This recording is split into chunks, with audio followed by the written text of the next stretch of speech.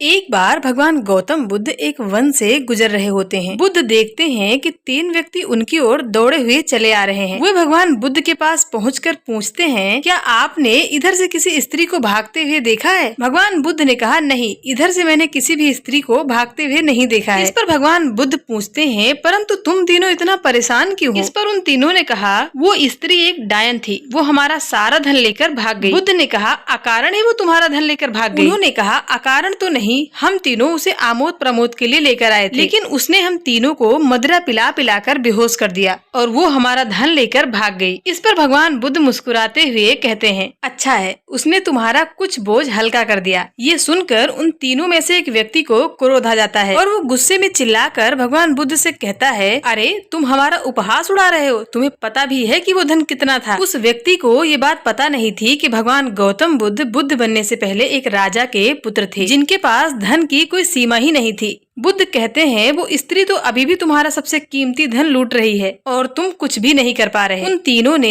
आश्चर्य से कहा, परंतु ये कैसे हो सकता है? धन तो उसने कल रात हमारा लूटा था, परंतु आप ये क्यों कह रहे हैं कि वो अभी भी हमारा धन लूट रही है? बुद्ध कहते हैं कि धन तो उसने तुम्हारा भूतकाल में लूटा था, लेकिन उसके बारे में सोचकर तुम अपना वर्तमान खराब कर रहे हो, इसीलिए वो तुम्हारा वर्तमान भी चुरा रही है। ऐसा हो सकता है कि तुम उसे भविष्य में पकड़ लो और दंड दो, परंतु उस भविष्य और इस भूत के चक्कर में तुम्हारा वर्तमान तो खराब हो ही रहा है और यही सबसे बड़ी समस्या है। तुम उस भविष्य को बदलने का प्रयास कर रहे हो जो अनिश्चित है, खो रहे हो अपने वर्तमान को। तीनों में से एक व्यक्ति ने कहा, बात तो सही है, अगर हम इसी क्षण में जिए तो? बुद्ध कहते हैं, अगर तुम इसी क्षण में जी पाए तो तुम अपने आप को जान पाओगे और अपने सारे दुखों का कारण भी जान पाओगे। तीनों में से एक व्यक्ति हंसते हुए भगवान बुद्ध से कहता है, क्या आप अपने आप को जान पाए? और अगर जान भी पाए तो उससे क्या बदल गया? उन तीनों में से एक व्यक्ति के पास बांसुरी होती है। भगवान बुद्ध उस बांसुरी को मांग लेते हैं। ये देखकर वे तीनों व्यक्ति हंसने लगते हैं और कहते हैं, अब सन्यासी बांसुरी बजाएगा। भगवान बुद्ध उस बांसुरी को बजाने लगते हैं। बांसुरी की धुन सुनकर आसपास के पेड़ पौधों पर बैठे पक्षी भगवान बुद्ध के आसपास मंडराने लगते हैं और वे तीनों व्यक्ति भी भगवान गौतम बुद्ध की बांसुरी की धुन में पूरी तरीके से खो जाते हैं। कुछ देर बाद बुद्ध उस बांसुरी को बजाना बंद कर देते हैं, परंतु अभी भी वे तीनों भगवान बुद्ध को एक टक लगाकर देख रहे होते हैं, क्योंकि उन तीनों ने